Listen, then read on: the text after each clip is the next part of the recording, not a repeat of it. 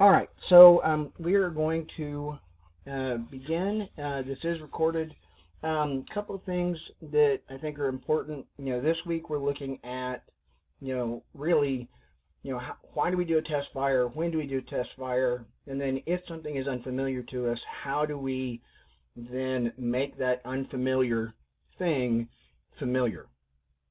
So there are a few things that are important to understand, and that is that a bolt action is a bolt action is a bolt action. A brake action is a brake action is a brake action. A blowback action, no matter what it is going to be a blowback action. If you understand how the action types work, if you understand the cycle of operations, you don't necessarily have to know that particular gun. I don't have to know a Marlin lever action and a Winchester lever action. If I know a lever action, I can diagnose it. One of the questions that's going to come up in week 7 is, can a gunsmith troubleshoot a firearm even if they don't have an understanding of fastener repair? So, what is your answer to that? Do you feel that you can diagnose or troubleshoot without knowing how to do fastener repair? I think as long as you understand the cycle of operations and gun theory, then you should be able to figure out at least a general idea of why that firearm is not functioning the way it is intended to. Sure. Now, do you feel that even if you don't know necessarily fastener repair, that you would be able to disassemble and address whatever the issue happens to be with that firearm? Can you say that again, please? Sure. Even if you don't know fastener repair, do you feel like, that troubleshooting, diagnosing, and then disassembly, do you feel that you could effectively address what the issue is, even if you don't know how to repair a screw head? I feel like I could, yes. All right. One of the things that always comes up during that week 7 is, as well, I have to know how to fix it to be able to troubleshoot it.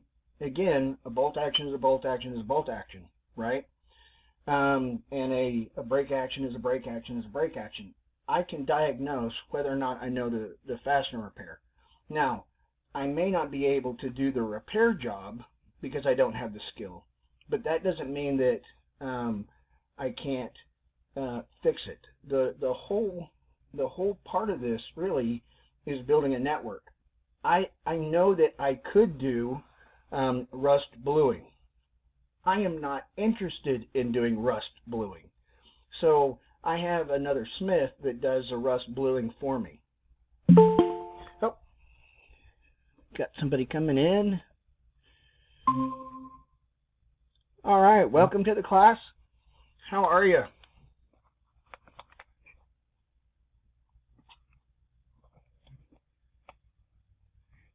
Can you hear me? Give me a thumbs up. Awesome. If you have a question as we're going through this, hit the raise hand button. That way I can call on you. Can you tell me your first name, please? Trey. Hey, Trey. How are you today? Good. How are you? Great. So what we were discussing is really this week's topic is looking at that test fire course of cycle of operations. How do we as smiths address something that's unfamiliar? And one of the points that I wanted to make is that if you understand the action types, you don't necessarily have to know the firearm to be able to repair it, right? If I know how a lever action functions, I can disassemble any lever action and put that lever action back together.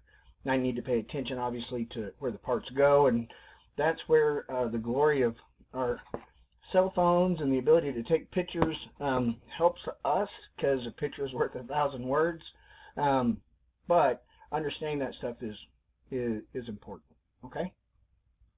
All right. So I wanted to start off. I'm going to share my screen. So I won't necessarily see your hand raised because I'm going to be looking at the video so I see what you guys are looking at. Let's see, we can go.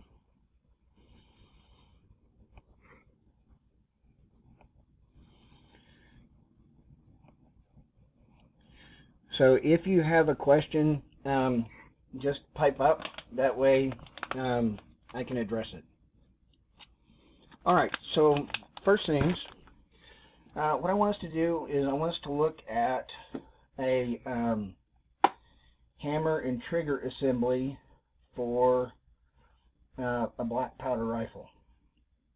Now the reason why I want to start with this is that if we think about firearms and we think about their development, everything goes back to a beginning point, right? And so, looking at the path of our rifles, one of the first locks was a match lock, and literally it was a burning piece of slow fuse that was attached here, and then that would come forward and actually touch off the pan, and that would cause the fire to travel through the flash hole into the powder charge and then push the ball out. We went from matchlock to flintlock, and the truth is the locks didn't change. We just changed the gooseneck, which is this part. Then from flintlock we went to percussion, which is what this one is, and so we had a cap, much like the cap gun you may have played with as a kid. Now the from the cap lock or the percussion lock, then we went into pin fire, and then from there into rim fire, and then center fire, right? But all of them work the same way. So when we're looking at this, you have your mainspring here, right? So it doesn't matter what the firearm is that you're looking at. 1911 has a mainspring. That's in the mainspring housing, right? And that is what propels the hammer. We're going to have our sear, and then in this case, this is what actually engages it. So as the hammer's cocked, notice that's half cock, right? We continue, that's full cock. So our sear is here. This is part of our mainspring that's connected to the gooseneck. And then this is actually what is going to be the release. Now, this is charged by this piece. Now, so this is your primary trigger. So anytime you see an arrangement like this, the rear trigger is a set trigger, and then your main trigger is a front one. So with the set trigger, what we're going to do is that takes up all the extra tension, and then that releases it. Okay? So this actually sits here. Does that make sense?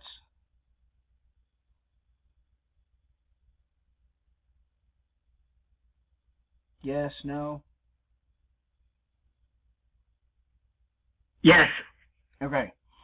So, understanding this, I know now that, when I activate the release, it's going to come off the sear. That's going to cause the hammer to fall. All right? Any questions on that percussion lock? No. All right. So let's take a look at break action.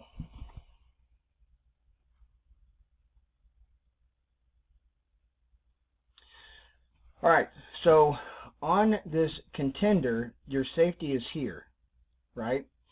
If you'll notice, let me get that focused for you. Oh, it didn't focus. Hang on. All right, you see the C and the R?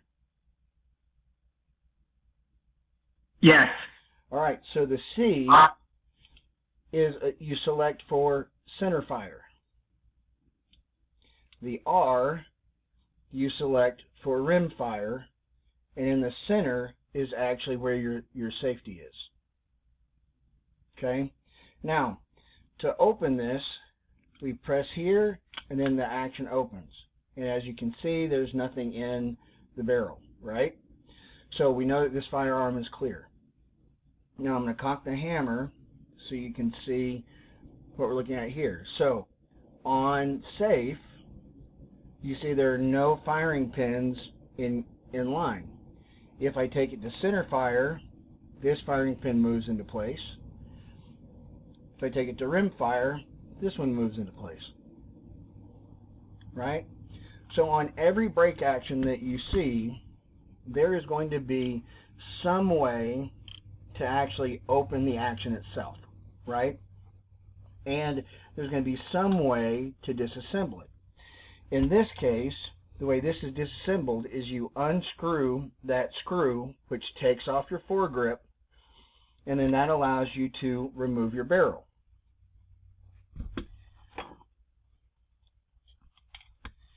Now, that is held in here.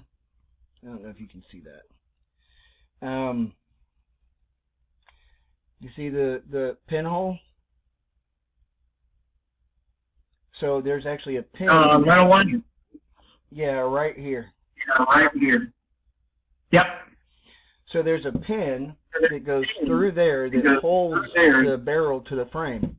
And then you put on your grip, which keeps the pin in place, right? Now,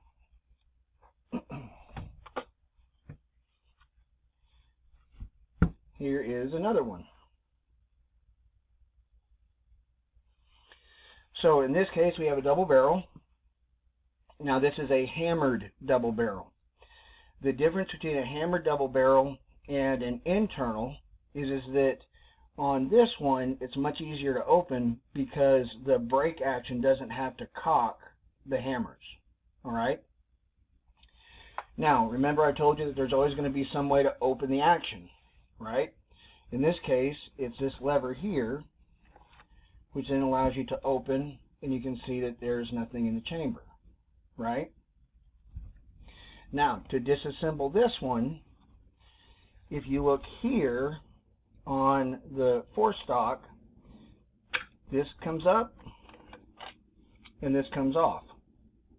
Now, what actually holds all of this together, you see this curved surface here actually pushes against this curved surface here, and with this being latched to that metal plate, that's what keeps it on.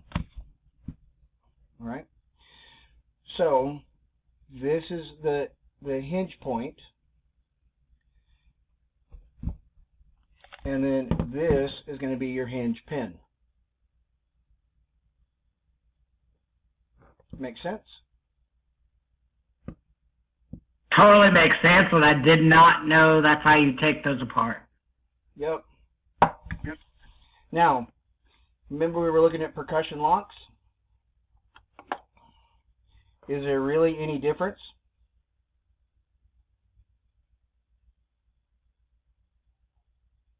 Not that I can see, no. All this is an updated percussion lock, because the firing pin is located here. So if I needed to do work on this lock,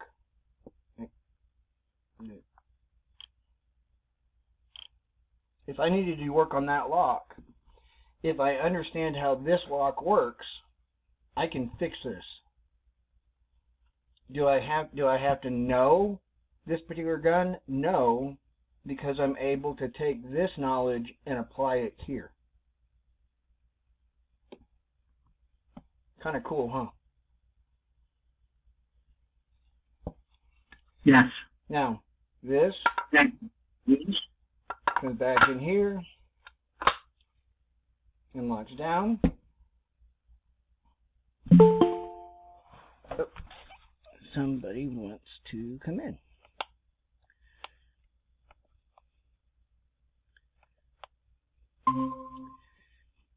Hey, welcome to our meeting. How you doing? Give me a thumbs up if you can hear me. Awesome. Okay. All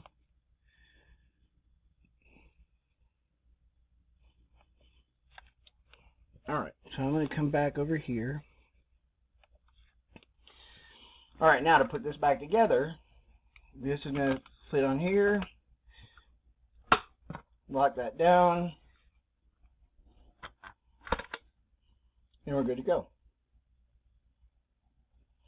Now I want you to take a look at the chambers on this. Okay, so what is headspace?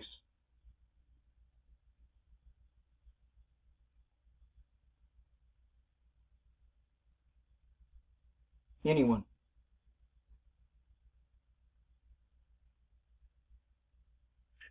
The space that's needed for the round to be able to fit in there properly. Okay.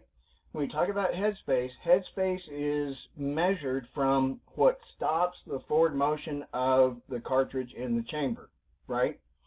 So each cartridge is going to headspace differently based on how that's designed. On a straight wall pistol case, 38 Special, 37 Magnum, what does it headspace off of? Do you think? What do you think?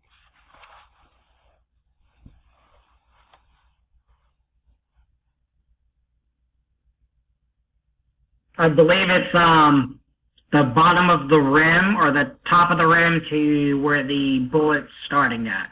Yes. So let me grab one real quick. Hang on just a second.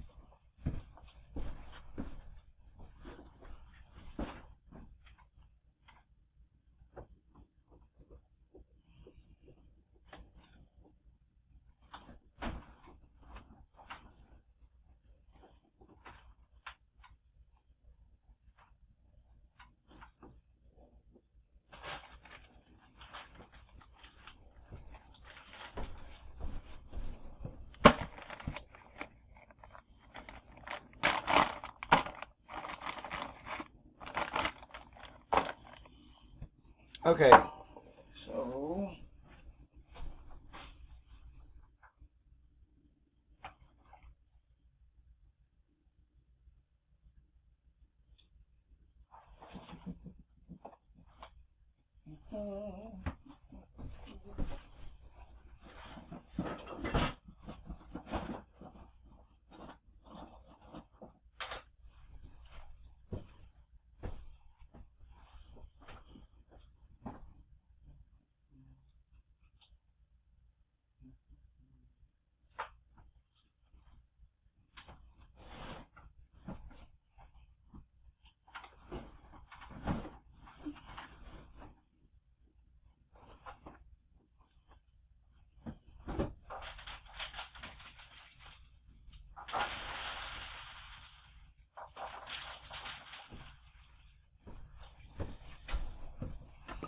okay, so as you can see, this is a fired shot shell. All right, you all agree? Yes. All right, so the shot shell, much like your 38 Special or your 37 Magnum, is going to headspace off of the rim, right? So when we look at the chamber on this 12 gauge, you see the rim cut? When this goes in, it's only going to go in as far as that rim allows it to. Now, this particular one has what's called a extractor instead of an ejector, right? On some of your double action or your double barrels, over under or side by side, this is actually spring loaded. So when you open it, it actually ejects the case out. It's spring-loaded. On extractors, all it does is lift the hull so that you can get it out easier. Make sense? Yes. All right, got another one wanting to come in.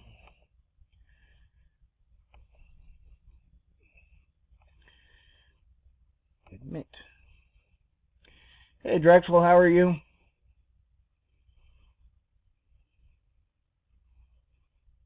Doing good. How are you? I'm good. Okay, I'm going to go back to sharing my screen so you guys can see what we're looking at. What we're looking at right now is break action shotguns.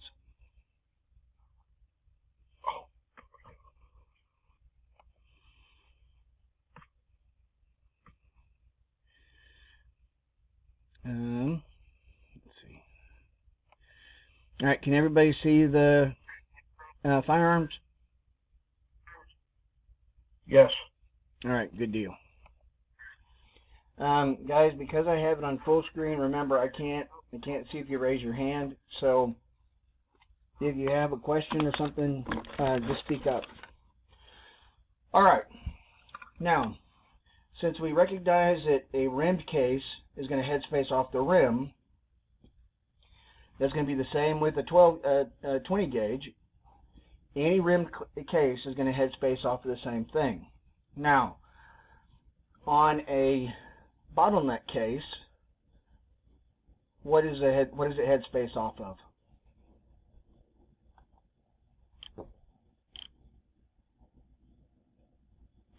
It's going to stop at the top of the curve. Okay, you're talking about right here? Yes. Okay, so that's the shoulder, right? So, in a rimless necked case, bottleneck case, it will always headspace off the shoulder. So if the ammunition has a bad shoulder, or if the shoulder in the chamber gets damaged in whatever way, that will impact its ability to headspace correctly. All right? What about this one? This is a 357 SIG. Come on, here we go. Nope. Well, I'm going to try this different because it's being ornery.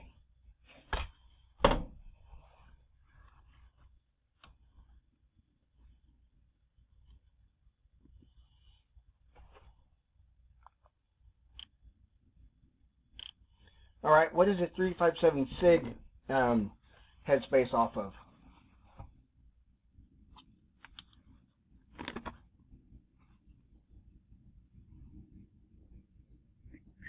I believe it's the same thing.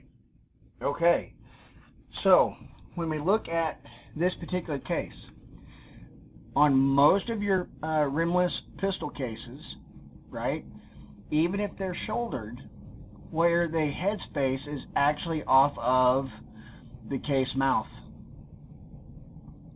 which can be a problem, right? Because if we're reloading our ammunition and we crip our case mouth too much, the cartridge can actually move forward beyond the chamber line, and that will end up causing issues of overpressure. And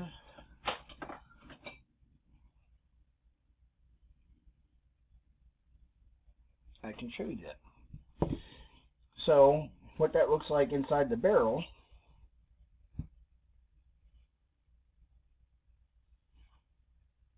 You see that hard machined line there at the base? Yeah, it's the shiny one, right? Yeah, it's down inside, right? You see that shiny groove that is bigger than the bore, right? Right? Yes. That is where the case mouth stops.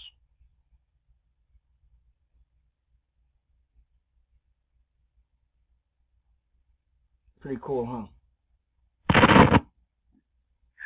Let's say something like that got damaged and we were working on the firearm, would the barrel just have to be replaced then at that point? It depends. If the chamber length is fine, right, you may be able to take a finishing reamer and just clean up that cut edge, right? If, on the other hand, it's too damaged and you actually have to cut deeper, then you'd have to replace the barrel. Gotcha. Okay. Any questions on any of that so far?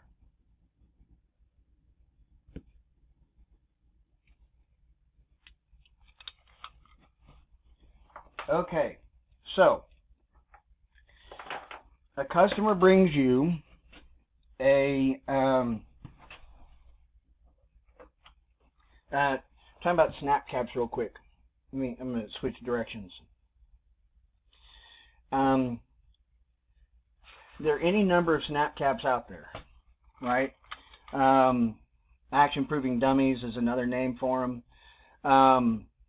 With a 22 caliber, 22 long rifle, or any rimless cartridge or chamber, you never want to dry fire because you'll actually damage that rim. You'll peen the metal into the rim, and then the cartridge won't feed right. Okay, so if you're going to dry fire a 22 long rifle, you always need to have a 22 snap cap or action-proofing dummy or something to go in there. Okay. Now, most of your snap caps, like if you buy the Packmeyer ones, they actually have a spring-loaded brass plate that the firing pin strikes. Problem is how do you, if you're gonna test fire that dry, how are you going to determine that the firing pin is actually making contact if that's spring-loaded? What are some options to be able to check that firing pin?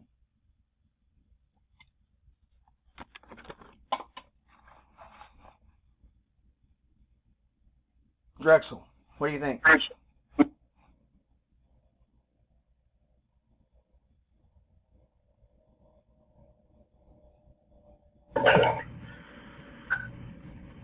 Probably one of the ways you could do it, if you're not going to use a snap cap, you almost have to do the teardown method, wouldn't you? Well, so you can use a snap cap, but instead of just relying on the imprint from the marker or from the firing pin, you can actually then this is I need to shake it, but it's a black surface for machining. So I tend to use magic markers, anything that I can that will put some sort of mark on the back of the case.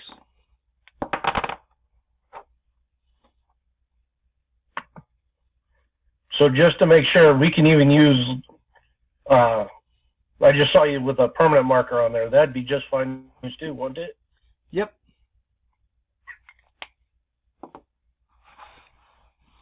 Because what's going to happen is when the firing pin strikes, it is going to take off that marker. And that way you can identify that, yes, the firing pin is traveling forward, it is making contact. So if they say my gun won't fire, well, it's not the firing pin because I've proven that the firing pin works. Make sense? Yeah. Right, so, you know, this is a fantastic, I really like these safety trainers. They're plastic, they don't last very long, but you buy them by the 100. So, you know, if my rim breaks, whatever, I've got, you know, 90 more to play with. Now, if you're a reloader, where did I put those? If you're a reloader, you actually should be doing a dummy to verify that your press is set up right. So once you have your dummy, what you can do is on the back side here, you can fill it in with a mechanical pencil eraser and super glue, or a hot glue gun to fill in that so that the firing pin has something to strike. And then for a fraction of pennies, you have made your own snap cap for whatever caliber it is you're working on.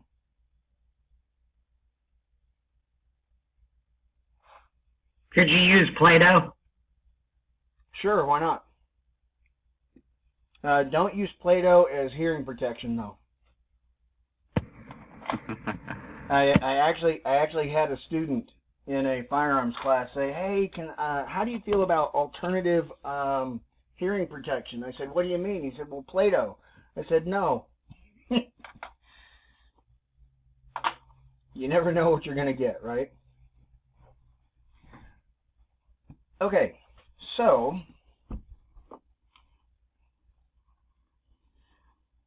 you have a customer that brings, they do cowboy action, and they bought their cowboy action shotgun. It's a Stoeger coach gun from one of the other cowboy action enthusiasts, and they say to you, "Hey, I feel like it's trying to open like every time I fire it." What would be our first step, Trey? Just make sure that there is no ammunition in there too. Okay, so remember, with any break action, there's always going to be something that allows us to open it, right? So we're going to open the action. Okay, do we have anything in the chamber? No. All right, so what are we going to do next? Well, if he says that it feels like it's starting to open, like I at least want to check at least like the hinges and to make sure like how it feels like when it opens. Like is it loose pins? So it seems to open and close without much issue, right? But I don't see any gap here. If it was worn on where the barrel connects to that hinge pin, then you might have more space here, because with that wear, it would allow the barrel to move further forward. So that appears okay. So what next? Drexel.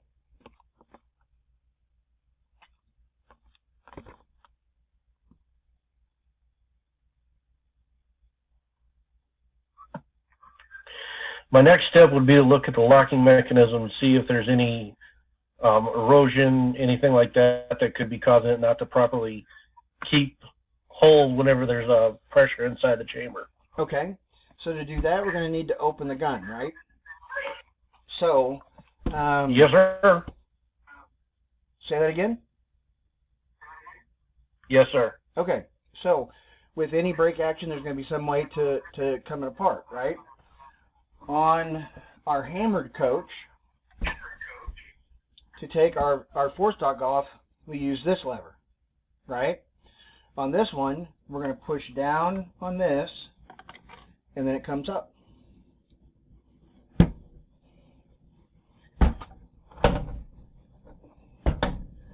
So now, with that done, we can now take a look here. All right, so looking at our, this is going to be where our hinge pin connects, right? There's our hinge pin right there. So that doesn't appear to be unnecessarily worn. And that doesn't appear to be unnecessarily worn. And then if we look at our locking block, can you see the part that's moving in there? That doesn't appear to be unnecessarily worn. Okay? So I think we can rule out the hinge pin. We can rule out the locking mechanism. What might you look at next?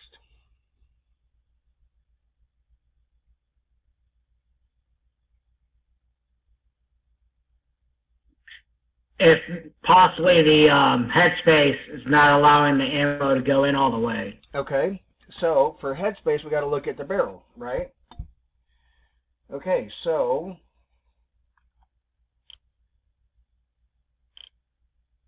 oh, come on.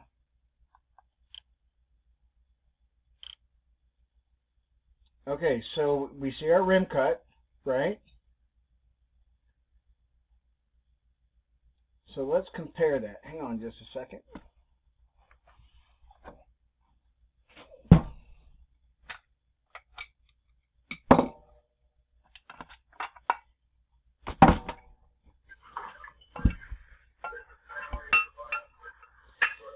Okay, so It's a little worn. okay, do we see anything different in the two chambers? Yeah, that one almost looks like it's bored out some. Okay. Now, why do we think that happened?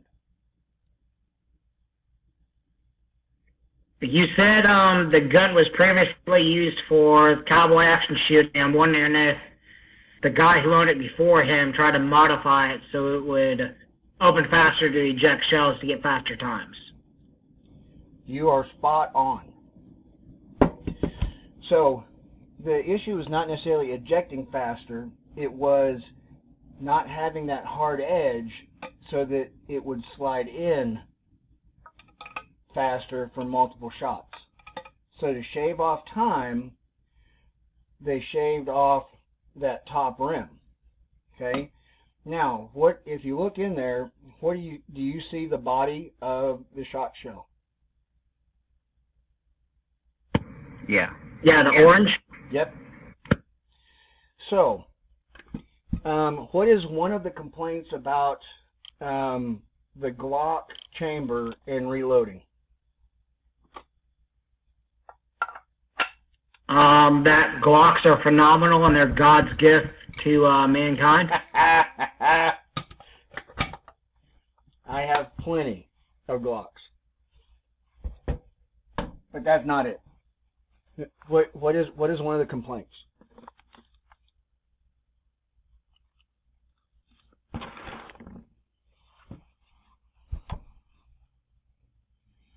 One of the complaints is that because the Glock has an unsupported case head, the bottom of the body of the cartridge, when fired, expands into that unsupported space, and so it wears the brass out faster as a reloader. Now, I haven't experienced that personally, because I reload everything I shoot. That being said, on this barrel, because of the work that was done here, it allows the base metal of the shot shell to expand. And so this metal right here, under pressure, expands enough that it causes the gun to almost open. It defeats your lock right here.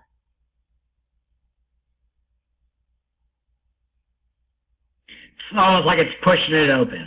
Yep. So how would we fix that? New barrel. Tell the customer you'll buy the firearm dirt cheap. Not a bad suggestion. That's how I got this one. But how would you go about fixing that?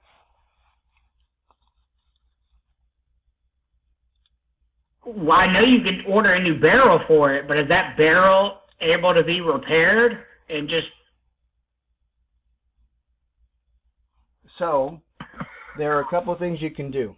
And I'm gonna stop sharing my screen for a second.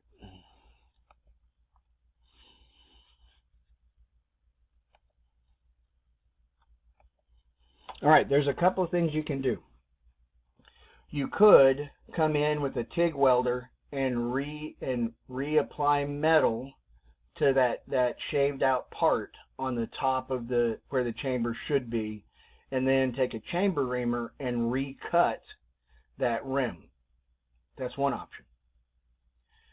Second option is you could buy another barrel, except I will tell you it is next to impossible to find another Stoeger coach gun barrel. I've looked at Numrich or Gun Parts Corp. I've looked at Midwest. I've scoured the internet. They are very difficult to find. Okay. Now, that's one, two. The third option is positive and negative angles, right? Have you ever had a semi-automatic pistol that when the action was open, you slam that magazine in and the slide goes forward, stripping that first round out without you having to manipulate it? Have any of you had that happen? Yeah, you had that happen. My buddy has a 1911 that does it. Okay, the reason it does that... Actually had one on a firing line in the military that did it. Yep. The reason that happens, guys, is because the slot that is cut in the side of the slide for the slide lock to engage in has been worn so that it is not a positive angle. It's a negative angle. Negative angles slip. So, when that magazine gets slammed in, it shakes the components enough that then that slide goes over that piece that should be holding it because it's at the wrong angle. So if we take a file and we straighten that cutout in the slide on the back side, so instead of it being slightly curved maybe, it's now a hard 90-degree angle, we increase the ability of the slide lock to engage it. Does that make sense? Yes. All right. So, let me share my screen again.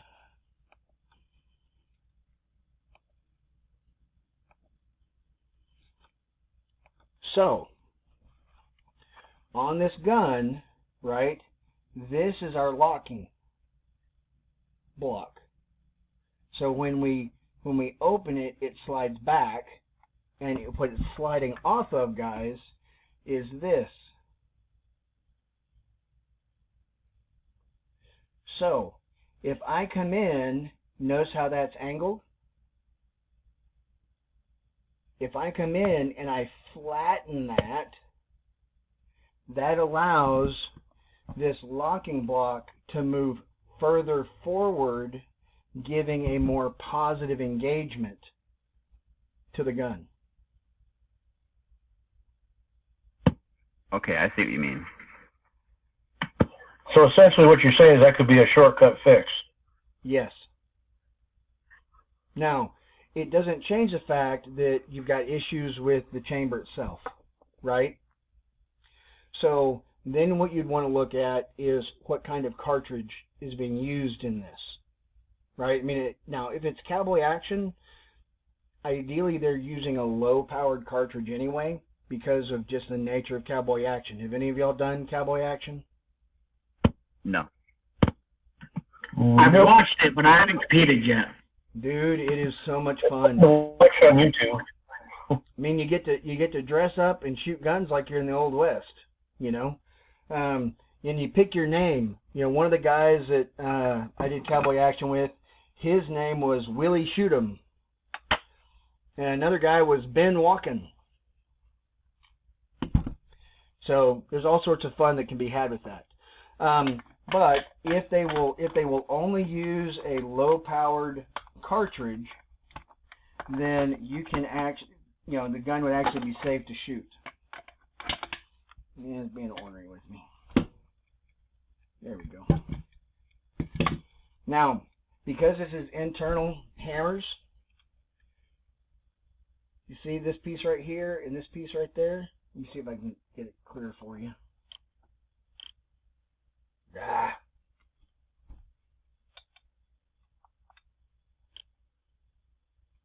There we go. This piece here and this piece here, right? They engage in the cutout in the foregrip piece, so that when the action is opened, it forces them to move, which internally cocks the hammers. Now, notice this only has one trigger. How many barrels do we have? 2. All right, so what causes it to shift from one barrel to the other barrel?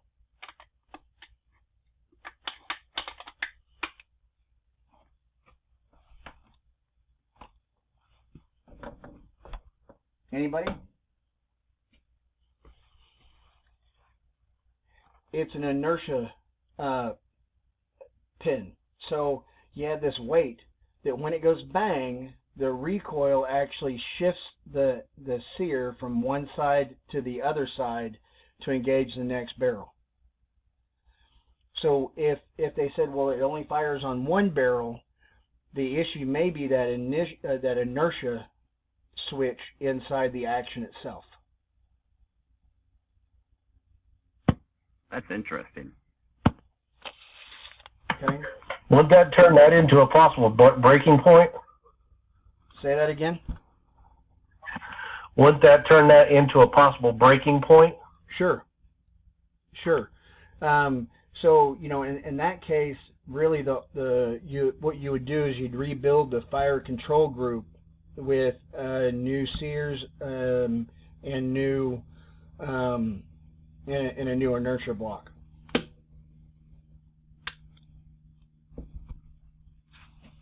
Okay. All right. So next.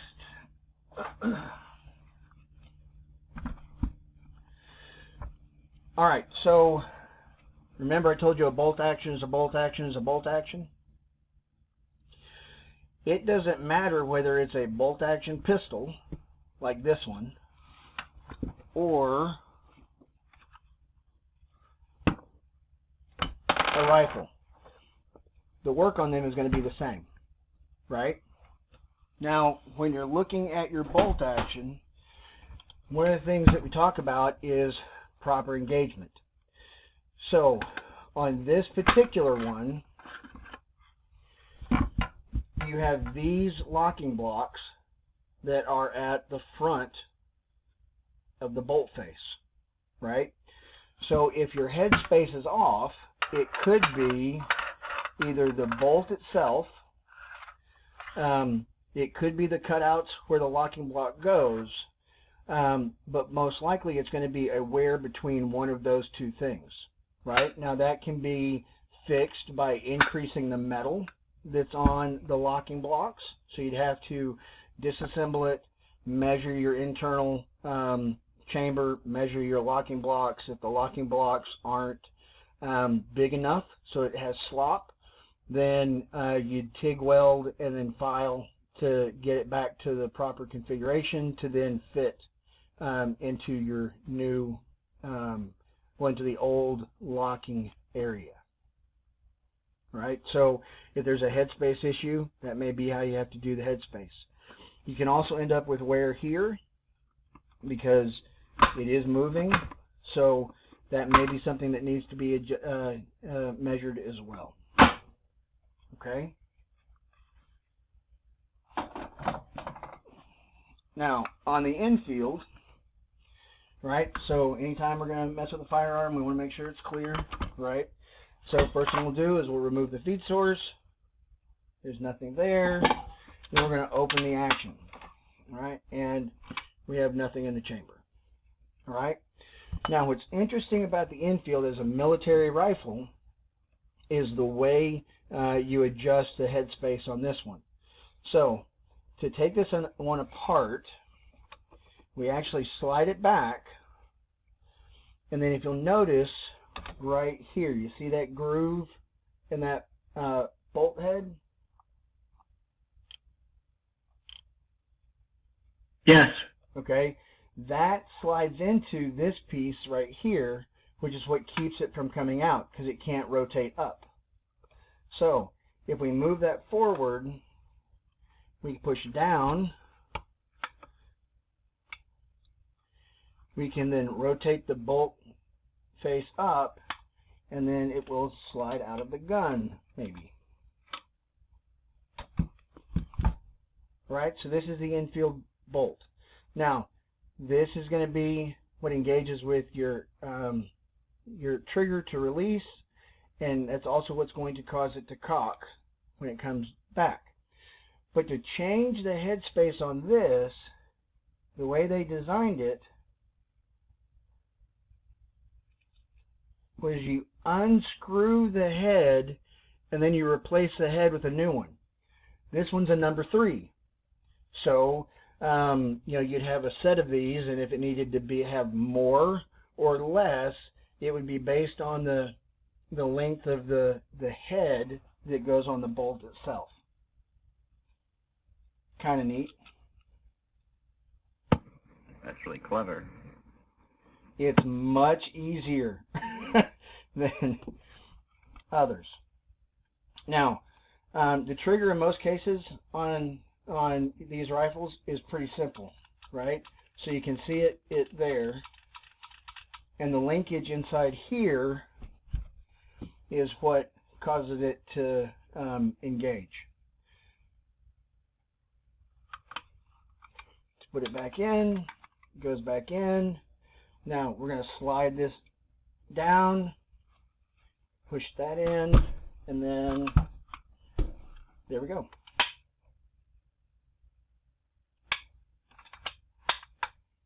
And that would be cocked. Now, anytime you're going to store a bolt action, what you want to do is you want to depress the trigger when you close the bolt so that it doesn't engage and put tension on that firing pin. Is that for all bolt actions, including modern ones? Yep. If you're going to store it, you're not going to have, there's no ammunition in it. I mean, obviously, because we don't want to put it round in the chamber. Hold the trigger when you push it forward, because it's the trigger that engages on the bottom. Here, I can show you.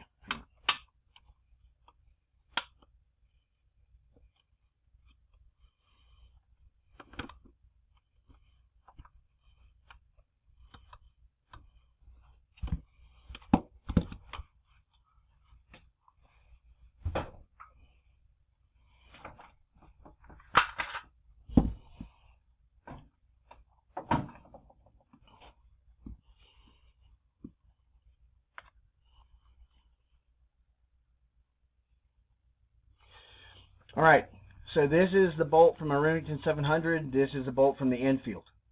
Okay, the trigger engages here, which holds that in place and then causes it to put the spring tension on. When you press the trigger slides off of here and allows the bolt to go forward. In the Remington 700, that's right here. Same exact function. A bolt action is a bolt action is a bolt action. Yep. Show enough. I like that. That's nice. So anyway, guys.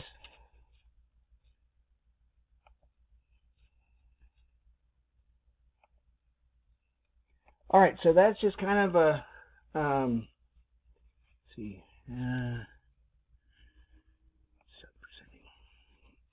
so that just kind of gives you an overview look at break action and bolt action rifles. You got a chance to do some troubleshooting on an actual problem. We got to discuss how you might address that. Do you all have any questions about the assignments this week that I might be able to address before we close out?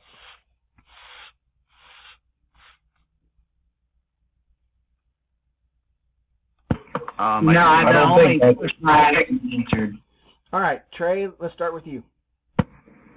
I do remember that in the textbook they were talking about using the headspace gauges for it. Yes. Just a little bit more, just kind of a little more definition on how those things actually do work. Okay, so with headspace gauges, you normally have 3, right? You have a go, no-go, and field. You don't necessarily, I've never used the field gauge. I always use the go and the no-go gauge. What those gauges do is they are making sure that space that we say, the cartridge is supposed to be. So, we were talking about, well, I'll use this one. Oh, wait, here it is. Okay, so if we're talking about, the Sporty Smith & Wesson, right? The go gauge is going to be the exact length that it's supposed to be. The no-go gauge will be a little bit longer, because what you're checking is does it go into battery or not, right? So if you're rechambering a gun, or if you're recutting a chamber, or if you're chambering from a barrel blank, you want to use that go gauge to make sure that the chamber is the right length for the cartridge as it was designed by SAMI. SAMI is the Sporting Arms and Ammunition Manufacturers Institute, and all data that goes to reloaders and the reloading companies and goes to the manufacturers, it actually comes from SAMI. Their job is to try and break a cartridge. So they load a cartridge as high as they can go to see when it breaks, and then they load it as low as they can go to see when it breaks. And that's what actually gives you your minimum powder charge and your maximum powder charge based on the pressure of the case. I know I mentioned a couple of times in my posts that I'm a wildcatter. That means that I design cartridges. One of the cartridges that I designed is, in essence, a 357 SIG Magnum, right? When you look at the 357 SIG, the 357 SIG uses a 40 Smith & Wesson as the parent case, and then it's necked from a 40 down to a 9mm. I used a 10mm case, so I increased the length of the case, which increases the internal case capacity to try and get what I wanted in my performance. I based my load data off of the fact that the 10mm case can handle 40,000 PSI. Now, most of us don't have the ability to measure PSI on the case itself. I'm a propeller-headed geek. I have a ballistics laboratory that connects to my computer, that connects to barrels for my contender, that actually has a strain gauge that then will read the pressures so I can actually see, the peaks and the valleys and see where it is.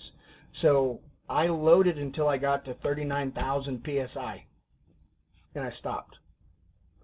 Because case capacity, case will handle 40,000. I figured 39,000 is good enough, right?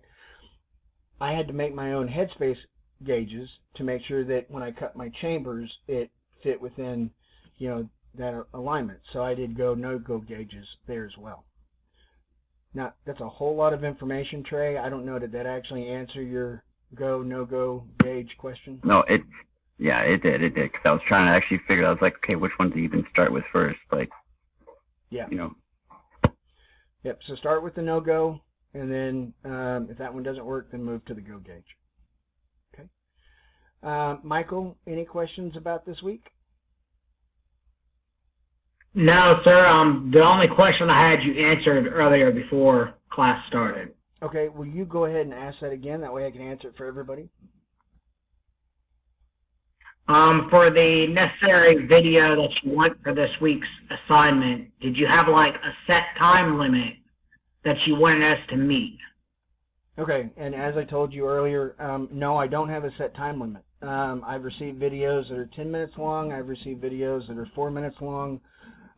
What I'm really looking for, guys, is making sure that you hit every component of that assignment. So, make sure your function check is clear. Make sure that your cycle of operations is clear, and then go from there. Now, if you don't want to do a video, you can do a PowerPoint. If you do a PowerPoint, you'll need to make sure that you have plenty of photographs that communicate that particular topic. Okay. Drexel, any questions? Nope, just wanted to apologize for being late. Oh, no worries. No worries. So guys, we'll go ahead and conclude. I know that your time's valuable, and this has been an hour. I truly appreciate that you guys came. I hope that this was helpful. Like I said, I'm going to do this each week, same time, so that we can address any questions you might have on the action types. And on future ones, like for next week, since we are looking at brake action and bolt action, we'll actually be taking some completely apart to include disassembly of the bolt and getting into the guts of the guns themselves. Okay? Thank you. I do appreciate it. I've never gotten to play with those kind of guns before. Hey, my pleasure. So it's cool to get to see them. My pleasure. Yeah, it was pretty good. I like that. When we get to blowback, we're actually going to disassemble a Zip 22, which was made by a very reputable company, but the gun had so many issues, the company actually had to close. So, with that one, guys, we're going to try and fix it. So, I know what the issues are. You can look them up and see what some of the issues are. But we're actually gonna get in there with a Dremel and polishing wheels and everything else and see if we can make it run reliably. So, all right, guys. Yeah, Michael. Is that your gun, that Zip 22, or is it a customer's? Nope, it's mine. So you have a lot of interesting guns, don't you? I do. So something to consider, as a firearms instructor, any firearm you purchase is a training aid, and training aids are tax deductible. So I don't go to the gun store, I go to the training aid store. I don't go to the gun show, I go to the training aid show. I don't go to the gun auction site, I go to the training aid auction site. So, a lot of times I'll go and I'll just buy parts. I'll buy triggers, I'll buy hammers, I'll buy sears, just so that I have those to be able to use as demonstration tools in my firearms classes and for stuff like this. I intentionally hunt the gunsmith special section on the training aid auction sites because you can find amazing firearms for dirt cheap that somebody decided they just didn't want to work on anymore. For example, I purchased a 1918 Luger in 30 Luger for $125 because the slide wouldn't reciprocate. It cost me $9. Go ahead, Trey. Pretty cool. Like, I was about to say, can you share websites with us? I do a lot of hunting on Gunbroker. Is that gunbroker.com? Yep. I believe his name's Trey. His face lit up when you said that. that was actually pretty cool too. I was like, you can get all these parts that are broken and nobody wants to even try to fix them anymore. Yep. So, that 1918 Luger took me a $9 spring kit because I just wanted to replace all the springs, and about 3 hours of lapping by hand. So using lapping compound, I repolished everything so it matched and the gun works flawlessly. I purchased a 1904 takedown Winchester 1897. So if you think about the trench gun, right? This one was for hunting. I bought it specifically for cowboy action. I bought that one for $200, and it took. I took it apart. The issue was the sear. I bought the sear for $15, and again, because I wanted to replace the springs, I did. But so I got a 1904 takedown and 12 gauge for $215. Oh wow, that's really good. So, you know, it's the more time you spend doing this, having that exposure that gives you that knowledge to be able to play with it, and it's your own gun. So if you mess it up, well, it sucks that you messed it up. At least it was a learning opportunity, and now you know what not to do, right? And it's hard to get that when you're using customer firearms because you don't want to mess up the customer's gun. So, well, guys, if you don't have any other questions, we'll close out this session, and I look forward to doing this again next Thursday. If through the week there is something that you want me to address specifically in these sessions, if you'll shoot me an email, I'll make sure to include that as we're doing this. Okay. All right. And I'll post. Sounds good. Thank you. Oh, you're welcome, guys. I'll post this video in the classroom so that other people have access to it. Thank you so much. You're welcome. Have a wonderful evening, guys. Thank you.